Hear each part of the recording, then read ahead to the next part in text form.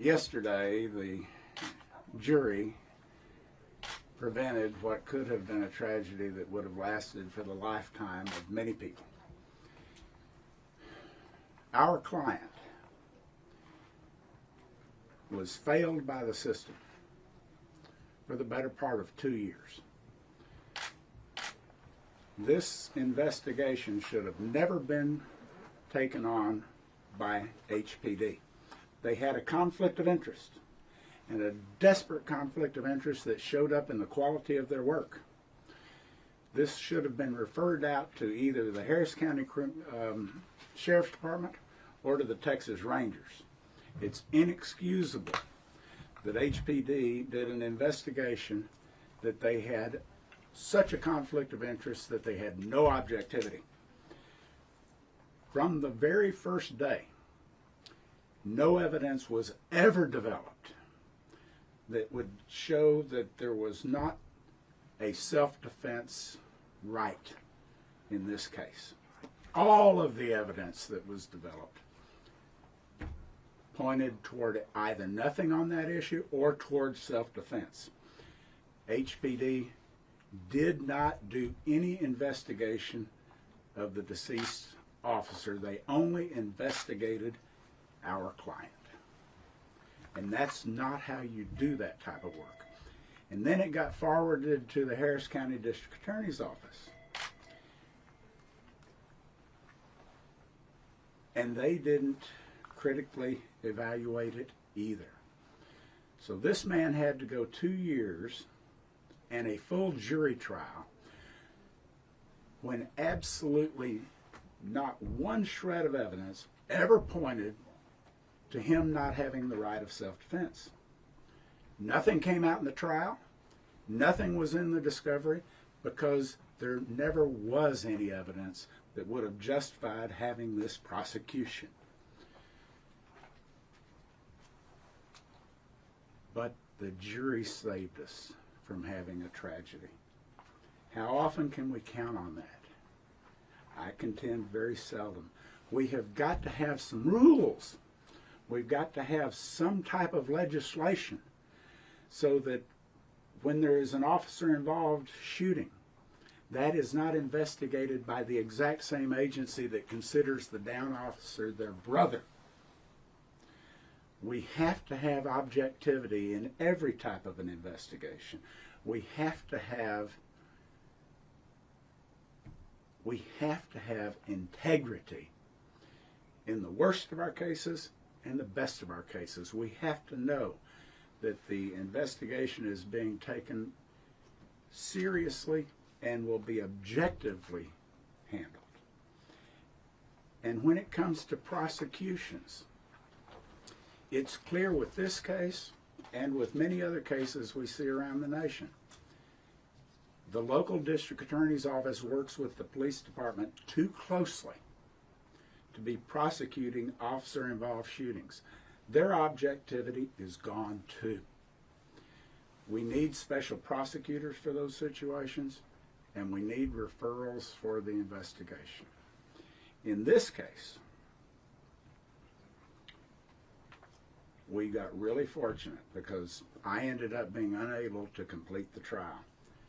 And Wade, my partner, came in and had a Herculean effort to pull this thing through to the end. I knew he was ready, but I'm not sure he did. He is a great lawyer, and it had a horrifyingly heavy burden that fell right on his shoulders. He pulled it off anyway. Wade, do you have anything you want to say real quick? Sure. You know, it's like I said yesterday, everybody, and I mean everybody, is entitled to a fair chance at justice. And like Paul said, the system failed in that regard as far as HPD and the district attorney's office is concerned, because he didn't get fair justice from those agencies. Fortunately, we live in a country that has the jury system. and we got a fair administration of justice from the jury. Questions, anybody? So what's next now? This case is over. It can't be retried. He's acquitted. He's as innocent as he should have been from the very beginning. There is no next on this case. We understand he's also facing other kind of charges. I understand that's the case too. Those are not charges I've ever looked at. We're not on those cases. Do you think this is an issue that with HPD's SIU unit, or the fact their homicide guys didn't have any role in investigating this? What do you have to say about that? Well, I think there's a reason why the homicide detectives were not brought into the case. This was the biggest homicide for that calendar year. And all of the senior officers and all of the homicide departments were excluded. And the poor person that ended up having this on her shoulders, she was lost. She did not have the remotest clue how to conduct an investigation. The chief of police was on scene. The assistant chief of police was on scene. This got assigned to that person not randomly but intentionally. There was an effort from the very beginning to make sure that the investigation was tilted and incomplete. They were counting on the public rushing to a justice that wasn't going to be justice. They were counting on a jury that would not let somebody that looked like our client be acquitted of killing what turned out to be an off-duty officer. It had to have been intentional. This was the biggest homicide of that year, and it got assigned to a very junior officer that wasn't even in homicide. There is no excuse for that. But that's what happens when you've got a conflict of interest. When you've got a conflict of interest, every decision you make is tainted by your relationship to the incident.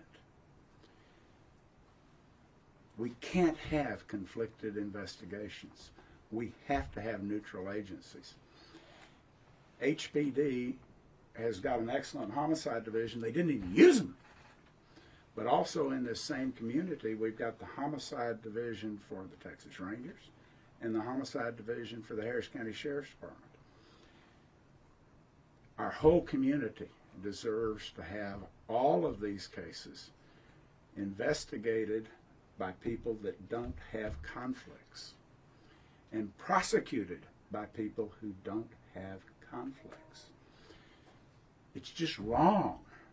And it's way past time that we do something about making sure that we take that temptation away from human beings that work with these people day in and day out. A lawyer would never be allowed to have a case that they had that kind of a conflict. And the police department is more critical than any single lawyer. We've got to have rules. We need legislation. We need somebody to stop and make sure that justice is always impartial. And we don't have that right now. What are your client's thoughts after the decision that was made? How does his family feel? Well, I haven't seen the client. Wade talked to him. He was in the courtroom. I'm still on disability. I'll be back in a couple of weeks.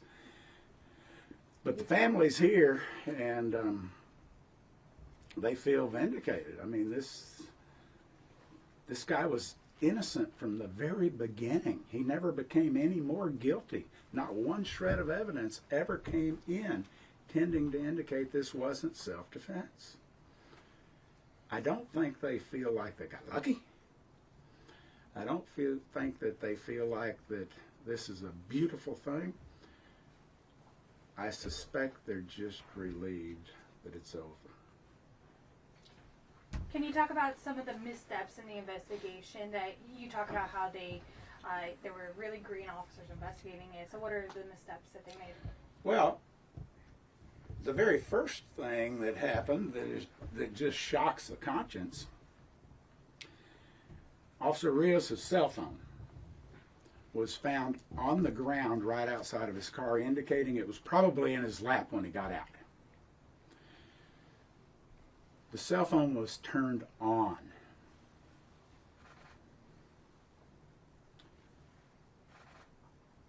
They didn't secure that phone.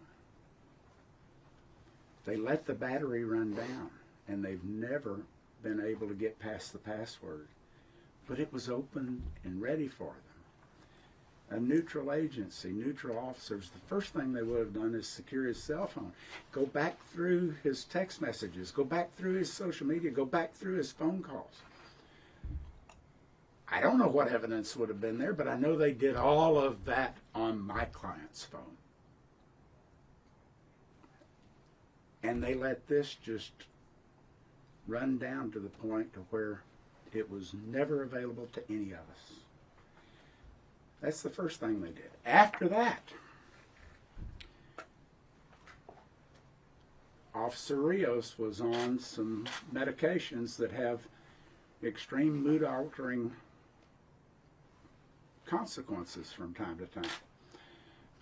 And he had twice the therapeutic dose of essentially speed.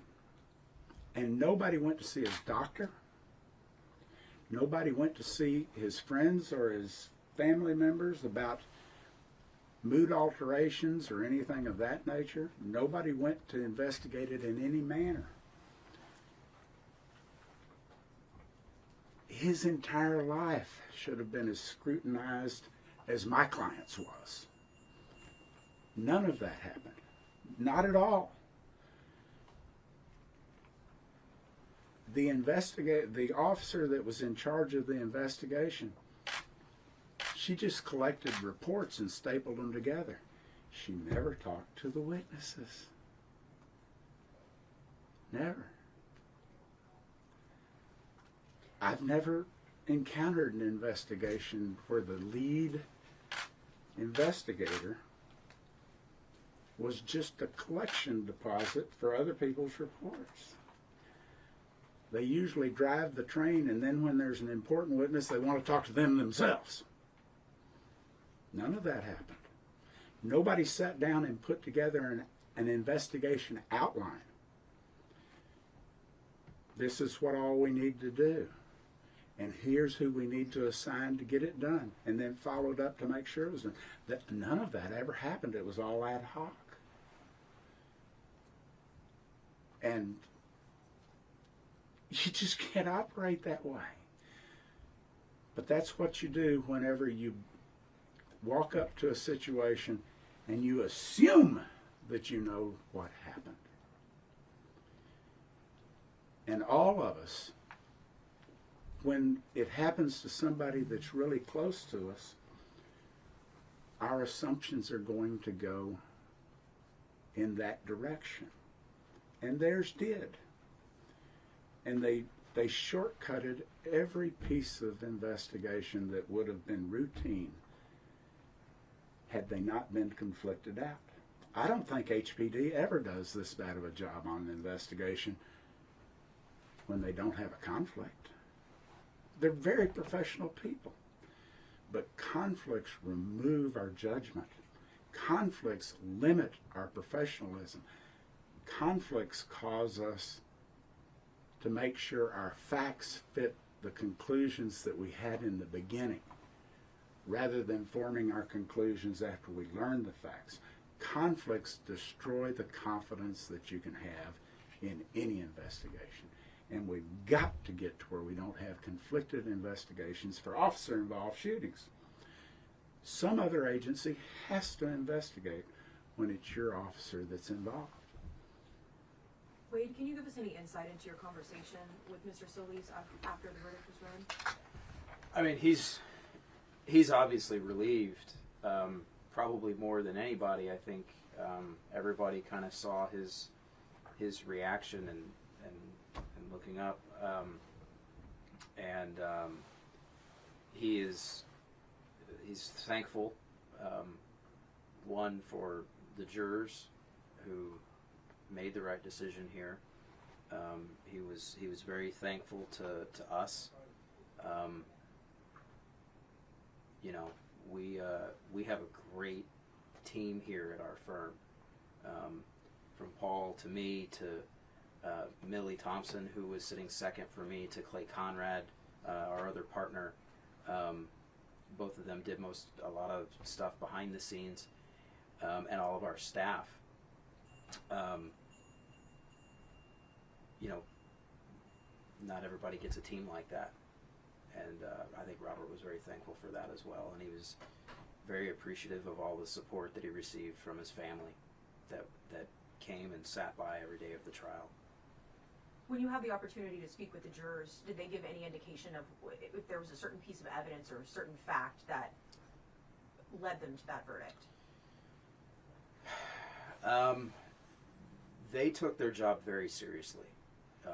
Not all of them stuck around to talk, but a few of them did.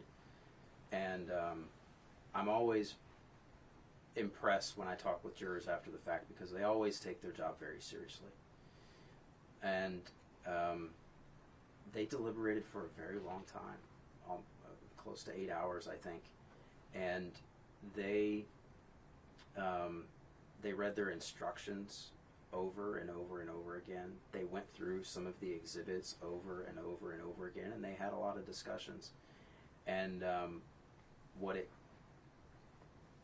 at least what was relayed to me, because I wasn't back there during deliberations, obviously, but what was relayed to me, what it came down to for them, was that there was no evidence that Robert was the first aggressor, or that he in any way provoked this, and there was nothing there to disprove self-defense. As Paul said, it was always self-defense. Every bit of evidence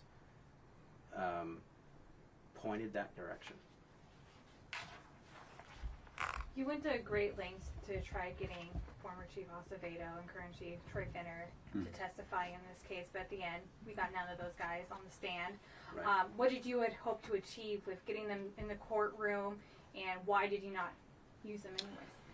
If I can respond to that. Yeah. As soon as I got retained on this case, I made 2 outreaches. One was to the Harris County District Attorney's Office to let them know, and the other was to Art Acevedo.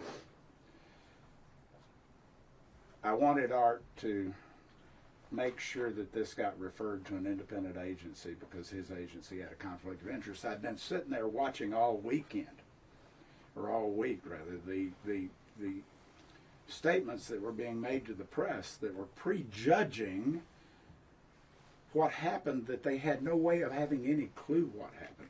I had already seen the results of this conflicted investigation, and so I reached out to Art to try to get him to refer this investigation so that we wouldn't end up where we did end up.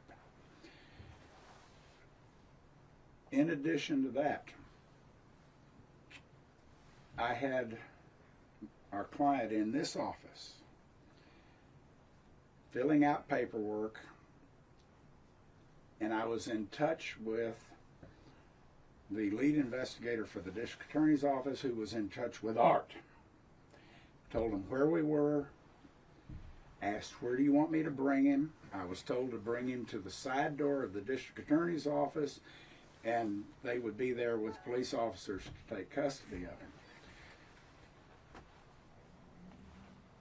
Everybody agreed to that. The district attorney's office agreed to it. Art agreed to it. Everybody agreed to that plan of action. But what they did from the police department, again, shows how deep the level of conflict was. After telling me to do that, we're in this office and they know it. I've told them exactly where we are. Nobody came up to the door to ask to take custody of Robert. Nobody walked up here at all. What they did was they put more than 20 police cars in position to be able to take us down on the Katy Freeway. They had helicopters. They had every single TV station. This was a media takedown when they knew exactly where we were and exactly what we were doing and exactly where we were going. Before I left this office, I called to report. Okay, we're leaving now. You still want me to go to the same door? Yes, yes, yes. So we get out on the freeway, and they use unmarked cars to block my vehicle. I didn't see all the marked cars coming up behind me, but I'm being squeezed by these two unmarked cars, and I've got somebody in the car that I know needs to get downtown. So I almost jerked it and got into the HOV lane by running over the white pylons, because whatever these two idiots were doing, I couldn't have it happen while I was trying to transport this person.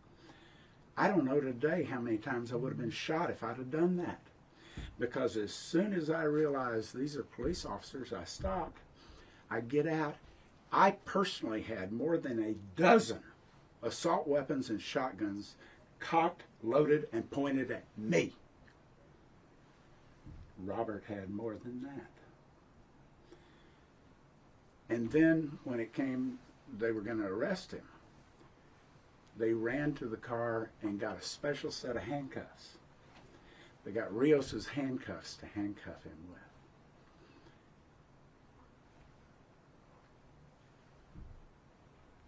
They had a conflict. I was reaching out to Art to make sure that we could have independence. And what we ended up with was one of the scariest things that I'll ever go through. And it was unnecessary. It exposed everybody on the Katy Freeway to danger. It was totally unnecessary, but it was an indicator of a conflict of interest. I needed Art to come in because I wanted to show that the reason that the investigation was flawed was because of the conflict of interest. He was responsible for assigning this to the people that it got assigned for. He was on scene. Not only did he not take responsibility for this, he didn't assign it to anybody that was logically in the chain of command. And he is responsible for what happened to me on the Katy Freeway. I had that man subpoenaed. I knew that he was leaving. We got him subpoenaed. We got him served. And for some bizarre reason, unknown to anything in law, the judge quashed the subpoena and let him off the hook. And from that day, I haven't been able to find Art Acevedo. He is the slipperiest little fellow you will ever try to track down for a subpoena, but he shows up at every press conference that you could ever imagine. For a while, he was working at CNN, and I would get after-action reports of where he'd been, but I never could find out where he was, so I could get him served. And the judge would not delay the trial so that we could track down the centerpiece of our defense, which was Art Acevedo. Well, what about Troy Finner? He didn't have enough to do with it to be a good substitute. Acevedo called all the shots. So how do you think they avoid this issue in the future? Because you could say... Refer it to either one of the highly competent other homicide departments that cover this area. Secure the location, bring other people in that have no conflict, and let them do their job. Does that need to be a change on the state level? Because that's the case for every agency. Every agency should adopt it as best practice. Every agency should. But we shouldn't leave it up to the agencies to do that. We need statewide legislation that requires it. This is just unbelievably wrong and totally avoidable. We have outstanding alternative agencies right here, right now, that stood ready. Harris County would have come in if invited. The Rangers would have come in if invited. But they have no right to come in unless invited. That has to change. We need to redo this legislation. We've got to protect our people from conflicts of interest. Is this the first case as severe as this? that you've seen? With the conflict of interest? Yeah, probably. And I've been through some fairly severe cases. I was Tim McVeigh's first lawyer. I did a whole bunch of the Waco bikers. I was in the Branch Davidian case. But as far as the conflicts of interest jumping up and completely tainting the whole process, yeah, this is probably the most severe thing I've ever personally witnessed. And it also leaked over into the district attorney's office. They knew they had no evidence of anything except self-defense. So what did they do? They assigned it to a prosecutor that has a history of being fast and loose with the truth. They assigned it to Sarah Seeley. And she did everything she could to bull this through. I hope her supervisors will get a transcript of the trial and compare her statements with the facts. We've got to have prosecutors that are not working on a case that involve the people they work with every single day. The conflict of interest completely tainted the entire process. Harris County got lucky, we got lucky, Robert Solis got lucky. The jury saved all of us. This could have been a complete tragedy. The jury saved all of us from what we were doing. Could you please tell us your full name as well? Paul Looney. Wade Smith. You glad you didn't get that mistrial? Yeah, now. Absolutely now. And what she's referring to is after it became obvious that I was going to need a period of recuperation before I could resume, the judge delayed the trial almost long enough for me to get back, but not enough. And I believe she should have granted a mistrial and let Wade start over with his trial his way. Because making another lawyer take up somebody else's case, I've never heard of that done before in the middle of a trial anywhere in the world. It's just unimaginable. And it could have been a catastrophe, but the guy did a hell of a job. And he carried an unbelievable weight across the finish line. Now this is over, do you have a sigh of relief? Me? Yeah. I guess, emotions come in various stages. When I first got the first text message that it was a not guilty, it was probably 40 minutes before I could talk to anybody because I was crying so much. After that, I kind of had a stunned feeling of relief, and today I'm just pretty angry. And I'll probably want to apologize to a lot of people tomorrow after I get over being angry. But the thing that I hate most about my job is being placed in a position to where I'm standing between a runaway system that is failing to function and a single human being. You don't get to rest at night. You don't get to relax on the weekend. It's such an enormous responsibility that it steals your quality of life. And over the next couple of weeks, I want my quality of life back. But it's going to take a little bit.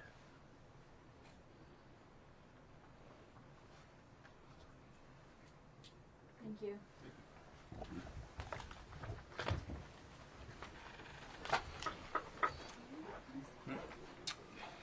They might, you might want to, you can ask them. They may. Yeah. Would the family like to speak?